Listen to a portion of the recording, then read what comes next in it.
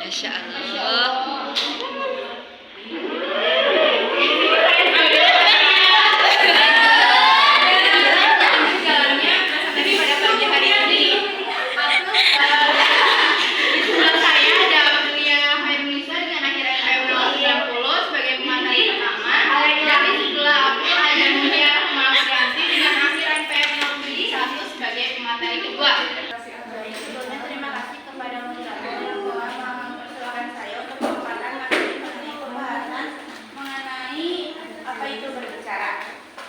Berbicara secara umum dapat diartikan suatu penyampaian maksud, bisa berupa gagasan pikiran atau isi hati seseorang kepada orang lain.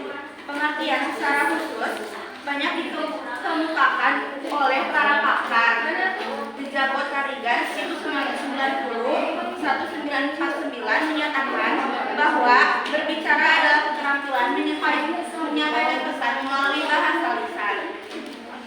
Senada dengan pendapat tersebut, Jabot Karigan 1983 mengucapkan bunyi-bunyi artikulasi adalah kemampuan mengucapkan, mengekspresikan, menyatakan serta menyampaikan pikiran dan gagasan.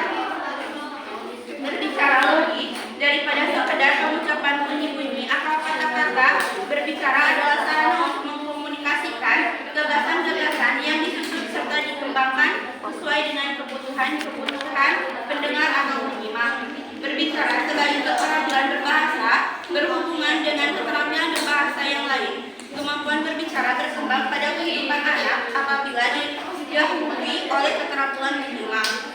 Hambatan-hambatan yang mungkin ditemui dan sering dijumpai adalah sebagai berikut. Yang pertama ada hambatan internal. Hambatan internal adalah dalam berbicara adalah hambatan yang muncul dari dalam diri. Hal-hal yang menghambat kegiatan berbicara yaitu sebagai berikut. Yang pertama ada hambatan yang bersifat fisik. Contohnya seperti orang sumbi. Misalnya suaranya menjadi bersemak atau bindeng karena rongga mulut dan rongga hidung yang digunakan untuk berkomunikasi melalui defek di langit-langit keras, sehingga resonansi yang seharusnya berjalan baik ini menjadi terganggu. Yang kedua ada contohnya, yaitu seseorang yang cadel disebabkan karena adanya kelainan pada area mulut, misalnya lidahnya terlalu pendek yang sering dianggap lucu oleh orang lain. Yang kedua ada kondisi fisik yang kurang sehat. Kondisi fisik yang kurang sehat, jika kondisi fisik seseorang menjadi kurang sehat, misalnya flu, hal itu dapat menghambat kegiatan berbicara, misalnya bindeng atau bersengal. Yang ketiga ada kesalahan dalam mengambil postur dan posisi tubuh. Kesalahan dalam mengambil postur dan posisi tubuh, misalnya ketika berbicara dengan kedua tangan kita dilipat di dada, hal ini dapat mengakibatkan munculnya pemikiran pada lawan berbicara bahwasanya pembicara acara memiliki sifat yang sombong. Yang keempat adalah lafal dan intonasi. Seseorang pembicara harus menggunakan lafal dan intonasi yang benar supaya tidak salah penafsiran dari para pendengar. Selanjutnya yang kelima ada pilihan kata atau diksi. Seseorang pembicara dituntut mampu memilih dan menggunakan kata-kata yang tepat. Yang keenam ada struktur bahasa. Seorang pembicara harus tahu bagaimana bagian-bagian dari sesuatu berhubungan atau sesuatu dengan lain atau bagaimana sesuatu dengan yang disatukan. Yang terakhir ada gaya bahasa. Seseorang pembicara harus memiliki ciri khas tersendiri dalam menyampaikan sesuatu untuk menarik perhatian para pendengarnya. Sekian dari saya, mohon maaf apabila ada kesalahan, saya kembali kepada moderator. Pada akhirnya telah memberikan materi, dapat saya simpulkan dari pematerian yang aku sampaikan, berbicara adalah proses pengungkapan pendapat atau pikiran menjadi wujud ujaran atau bahasa lain.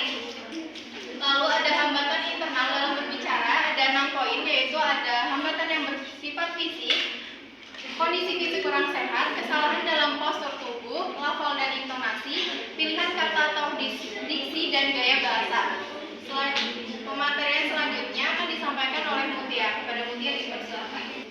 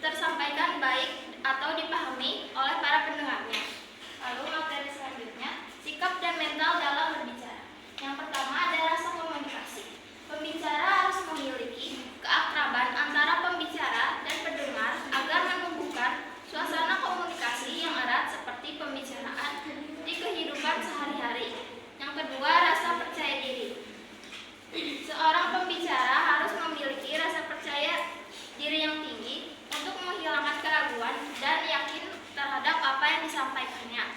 Yang terakhir, rasa kepimpinan. Pembicara yang memiliki kemampuan dan mental pemimpin akan mampu mengatur dan mengarahkan pendengar agar berkonsentrasi terhadap pokok pembicaraan yang sedang dibahas. Sekian yang dapat saya sampaikan. Kepada moderator. Baik, terima kasih kepada Budi yang telah menyampaikan materi. Dapat saya simpulkan, hambatan eksternal dalam berbicara ada 5 poin, yaitu hambatan mental yang temporer atau sifatnya sementara, suara atau bunyi, yang ketiga itu kondisi ruangan, yang keempat media, dan yang terakhir pengetahuan pendengar. Lalu ada sikap dan mental dalam berbicara, yaitu ada 3 poin, rasa komunikasi, rasa percaya diri, dan rasa kepemimpinan. Sekian penyampaian materi dari kelompok kami. Selanjutnya kami membuka sesi tanya jawab yang akan diisi oleh 2 sesi. Yang sesi pertama diisi oleh 3 orang penanya. Bagi yang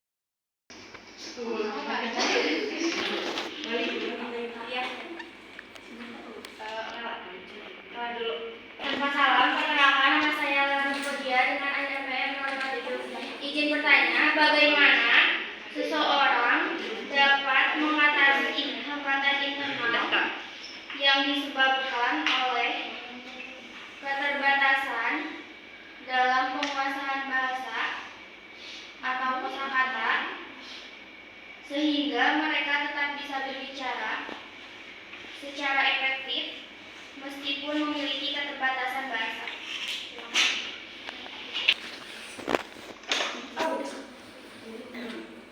Tanpa salam, perkenalkan nama saya Puspita Arum Susetia Budi dengan akhir NPM 089.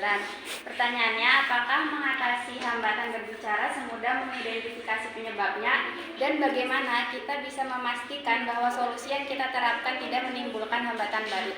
Sekian, terima kasih. Saya Alhamdulillah Semarang dengan NPM 091. Untuk pertanyaannya, bagaimana menurut kalian gaya bahasa yang tepat dapat membantu meningkatkan efektivitas komunikasi? Apakah kalian pernah menggunakan gaya bahasa tertentu untuk menyelesaikan diri dalam situasi tertentu? baik, 5-8 menit mungkin telah berlalu. Di sini kami akan menjawab pertanyaan dari teman-teman semua. Pertanyaan pertama, bagaimana seseorang dapat mengatasi hambatan internal yang disebabkan oleh keterbatasan dalam penguasaan bahasa atau kosakata sehingga mereka tetap bisa berbicara secara efektif meskipun memiliki keterbatasan bahasa? Jawabannya akan dijawab oleh saya. Untuk mengatasi hambatan internal yang disebabkan oleh keterbatasan dalam penguasaan bahasa atau kosakata dapat melakukan beberapa langkah. Yang pertama, pelajari kata dan frasa yang penting. Ketika masuk dalam lingkungan baru, cobalah untuk belajar perlahan mengenal frasa atau kata-kata yang paling sering diajukan. Lalu, tetap berpikiran terbuka akan menjadi bagian integral dari kemajuan. Saat mengenal adat istiadat setempat, akan mengembangkan kosakata baru yang dapat digunakan untuk mengekspresikan diri. Lalu, salah satu cara tercepat untuk mempelajari suatu bahasa adalah dengan berlatih berbicara. Beranikan diri untuk bergaul dengan siapa saja dan perlahan belajar serta implementasikan bahasa baru yang Anda dapat. Mungkin itu yang dapat dijawab.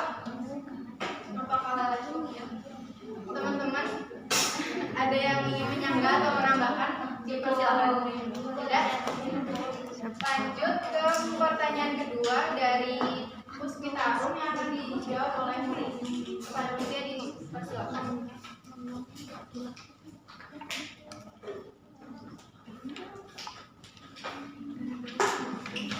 Saya akan menjawab pertanyaan dari Puspita Arum.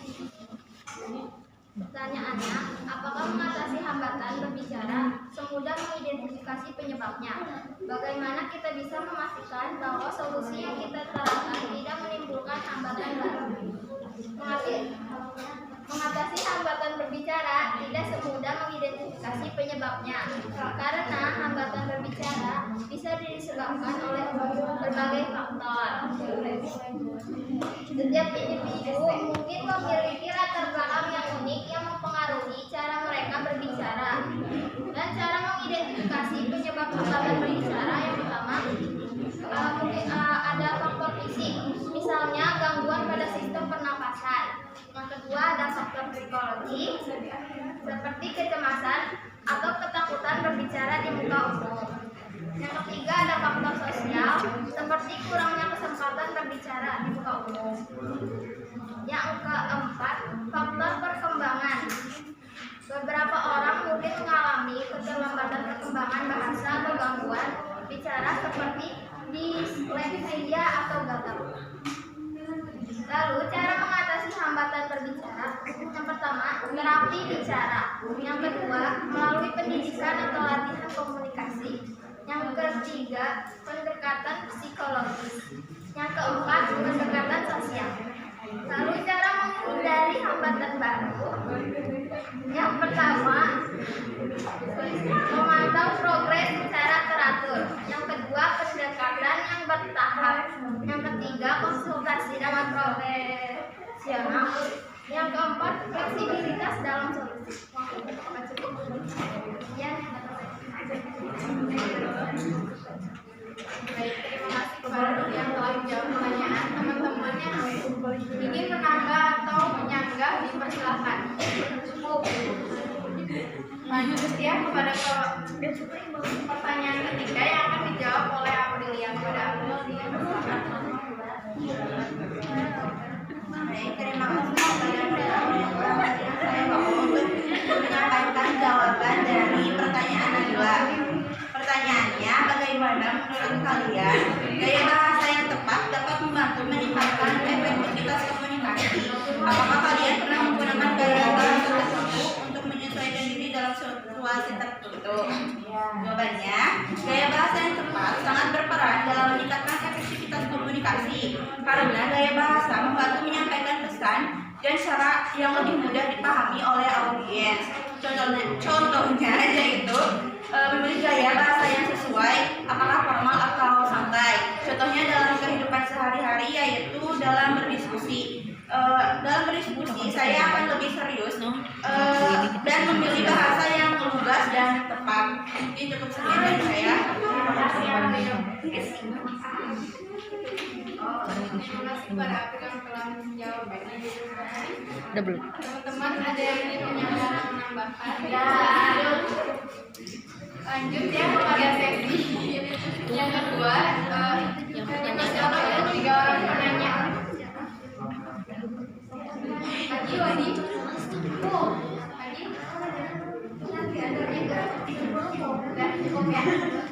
Baik. Kepada yang minta. Baik, perkenalkan nama saya Perdita Jodari dengan akhiran SP 063. Pertanyaannya, apakah ada metode terapi atau pelatihan khusus yang dapat membantu seseorang mengatasi hambatan berbicara? Baik, terima kasih. Terima kasih kepada metode selanjutnya. Sampai.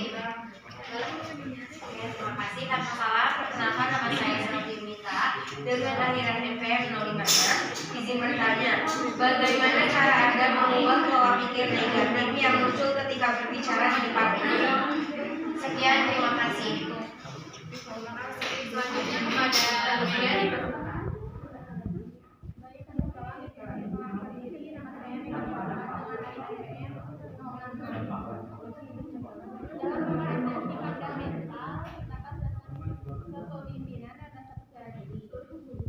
Bagaimana cara menumbuhkan rasa kepemimpinan dan rasa percaya diri kita sebagai mahasiswa dalam hal berbicara?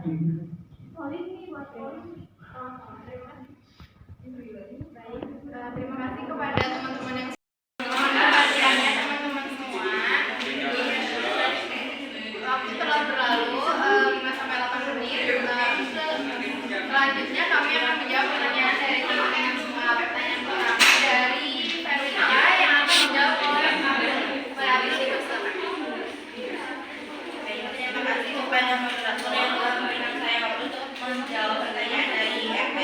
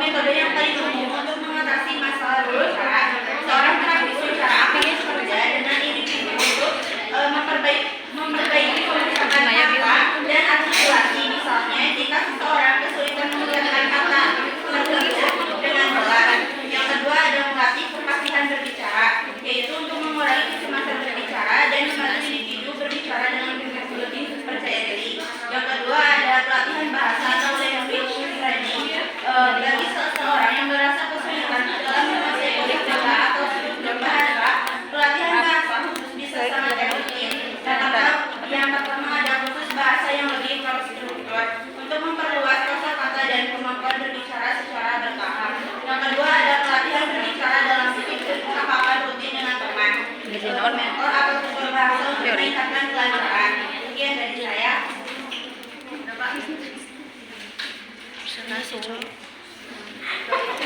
pada teman-teman, ada yang ingin menambahkan? Selanjutnya pertanyaan kedua dari Selvi yang akan dijawab oleh Mutia. Pada Mutia dipersilakan. Saya akan menjawab pertanyaan dari pertanyaannya. Bagaimana cara kami mengubah pola pikir negatif yang muncul ketika berbicara di depan umum? Yang pertama, menggunakan teknik kognitif untuk mengubah pikiran. Salah satu cara efektif untuk mengubah pola pikir negatif adalah dengan menggunakan teknik kognitif seperti teknik yang berfokus pada mengganti pemikiran negatif dengan pemikiran yang lebih realistis dan positif.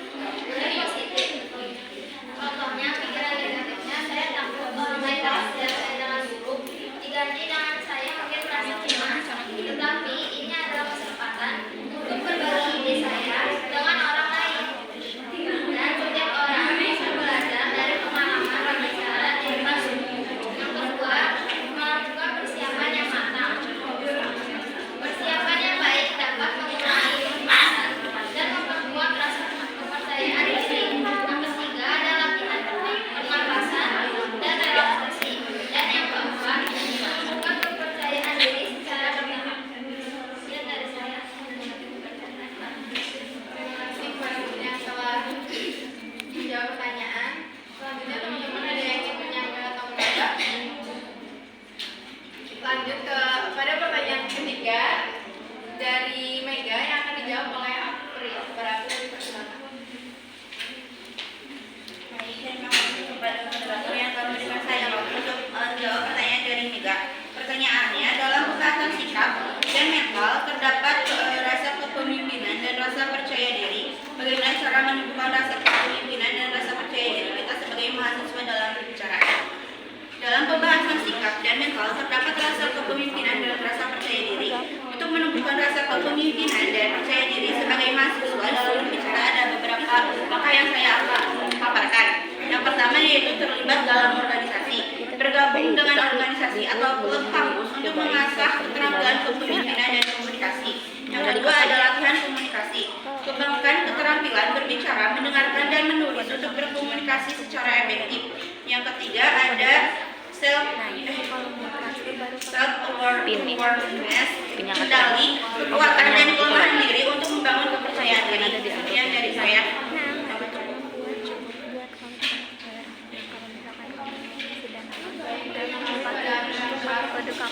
Yang pertanyaan, ada yang ingin menyampaikan atau menambahkan? Baik, terima kasih pada teman-teman semua yang sudah mau bertanya. Dari diskusi yang telah tadi kami sampaikan dapat disimpulkan bahwa hambatan dalam berbicara bisa berupa hambatan internal dan eksternal. Sikap dan mental yang baik dalam berbicara sangat penting untuk mengatasi hambatan-hambatan tersebut. Sikap positif seperti percaya diri, terbuka, dan sabar dapat membantu individu mengatasi kecemasan dan meningkatkan kemampuan komunikasi. Mental yang kuat juga mendukung ketenangan dalam berbicara, meminimalkan ketegangan dan mempermudah proses komunikasi yang efektif. Oleh karena itu, pengembangan sikap dan mental sangat mendukung keberhasilan dalam berbicara, baik dalam konteks formal maupun informal.